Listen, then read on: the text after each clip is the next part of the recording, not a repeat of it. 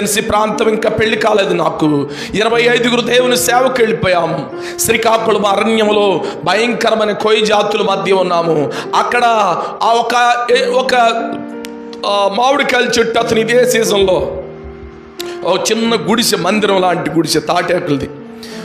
10 చెట్లుంటే చెట్టుకు ఒక కాయ మామిడికాయ తుంచుకొచ్చి బల్ల మీద పెట్టాడు.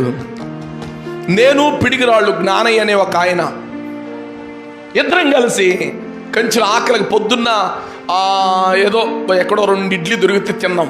బాగా ఆకలి అవుతుంది, 12 దాటింది.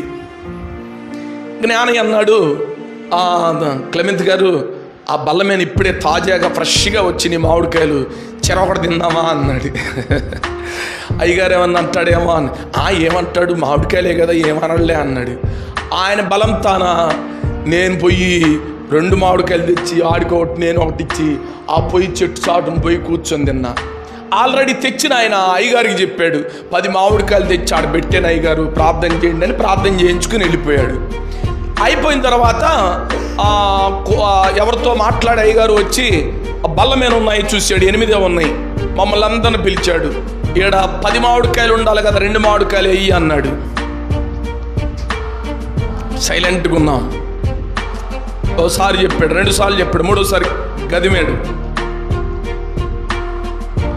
అయ్యగారు నేనను జ్ఞానయ్య గారు తిన్నాం అయ్యగారు అన్న.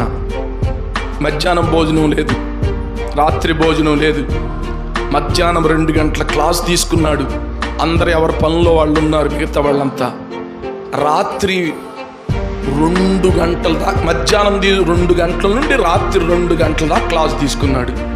మేము అనుకుంటున్నాం, ఇట్ అంటున్నాం, మామిడికాయకి ఎంత క్లాస్ ఏందిరా, మధ్యాహ్నం భోజనం లేదు, రాత్రి భోజనం లేదు.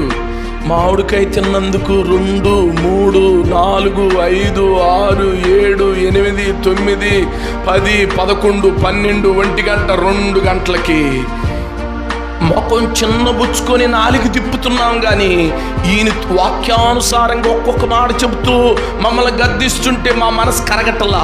కరెక్ట్గా మా మనసు కరిగేంత వరకు మమ్మల్ని వాష్ చేస్తున్నాడు. కరెక్ట్గా 2 గంటల 15 నిమిషాలకు మా హృదయం పగిలి కళ్ళబెట్టి నీళ్ళు వచ్చి ఆ అయ్యగారు కాళ్ళ మీద పడిపోయాం.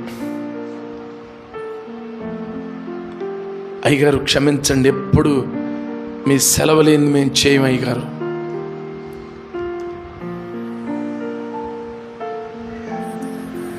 ఆ క్షమాపణ పొందుకున్న తర్వాత మా ఇద్దరు కొరకు చెరొక ప్లేట్లో అన్నం, మనిషికి ఆ రోజు ఒక కోడిగుడ్డు అయితే మాకు చిన్న చెరొక 2 కోడిగుడ్లు ప్లేట్లు పెట్టి అక్కడే ఉంచాడు.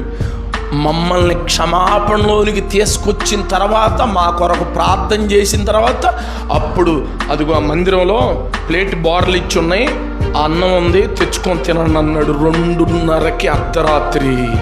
అప్పుడు అన్నం తిని పండుకుంటే మళ్ళీ 4 గంటలకు లేపారు. ఇది ఎట్లా ఉంటుంది ఇప్పుడున్న జనరేషన్కి అయితే? మా ఆఫ్టర్ బుట్ట కొనుక్కొచ్చి పడేస్తాం, విసిరేస్తాం అంటాం. కానీ దేవుని చిత్తము, సేవకుడి యొక్క చిత్తము లేకుండా ఏ పని నువ్వు చేస్తే అది సఫలము నాకు తెలుసులే అన్నట్లుగా మనం చేయకూడదు ఎప్పుడైనా. మామిడికాయ కదా అనుకున్నాం, కానీ ఇన్ని గంటలు క్లాస్ తీసుకోవా, అది ఇప్పుడు తెలిసింది. దేవుని 25గురిలో కరెక్ట్గా 6 దైవ సేవ చేస్తున్నారు బలంగా. మిగతా వాళ్ళందరూ పొలం పనులు, ఉద్యోగాలు, లోకంలోకి వెళ్ళిపోయారు.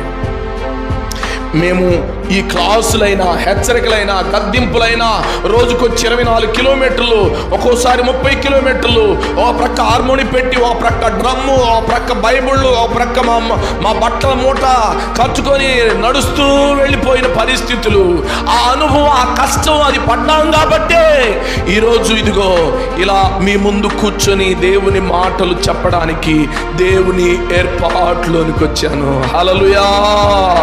ప్రియ తమ్ముడు, ఈ మాటలు వింటున్న నీకు కొంచెం ముఖము చిన్న బుచ్చుకున్నట్లు ఉండొచ్చు. ఒక్కోసారి తండ్రి చెప్తే ఏంట్రా పొద్దుగూకులు అన్నట్లుంటుంది, తల్లి చెప్తే ఏంట మా పొద్దుగూకులు మాకు తెలియదా అన్నట్లుంటుంది. అంత మీకు తెలియదు. మాకు ఇప్పుడు అంత కంప్యూటర్ యుగం అయితే పాతకాలపు మాటలు చెబుతారు ఏంది అన్నట్లుగా ఉంటుంది. కాదు కాదు కాదు, పాతకాలపైన కొత్త కాలమైన వాక్యము ఎప్పుడు ఒకటే రీతిగా ఉంటుంది.